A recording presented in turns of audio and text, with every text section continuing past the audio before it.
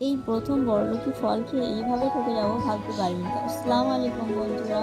আজ মলে গিয়েছিলাম একটু গ্রসারি শপিং করতে। তো শপিং করতে করতেই হঠাৎ আমার চোখে পড়লো এই ফলটাতে। অনেকদিন ধরেই ভাবছিলাম একদিন না একদিন অ্যাভোকাডো ট্রাই করব। তাই আর দেরি না করে চটপট কিনে বাড়ি নিয়ে আসলাম। তারপর অ্যাভোকাডো যেভাবে কাটতে হয় সেইভাবে কেটে নিলাম। দেখে তো বেশ ভালোই মনে হচ্ছিল। এরপর জানি না কেমন খেতে হবে। তো স্লাইস করে কেটে নিয়ে খুব এক্সাইটেড হয়ে প্রথমবার অ্যাভোকাডো টেস্ট করলাম। কিন্তু সত্যি বলতে টেস্ট আমার কাছে একদমই ভালো লাগলো না। তখন মনে হচ্ছিল এত টাকা দিয়ে কিনে তাহলে কি ভুলই করলাম।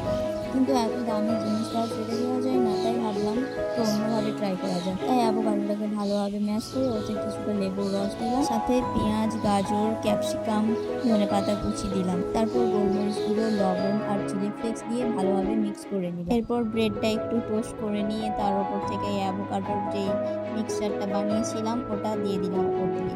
আর সত্যি বলছি এভাবে কিন্তু বেশ ভালোই লেগেছিল আমার খেতে।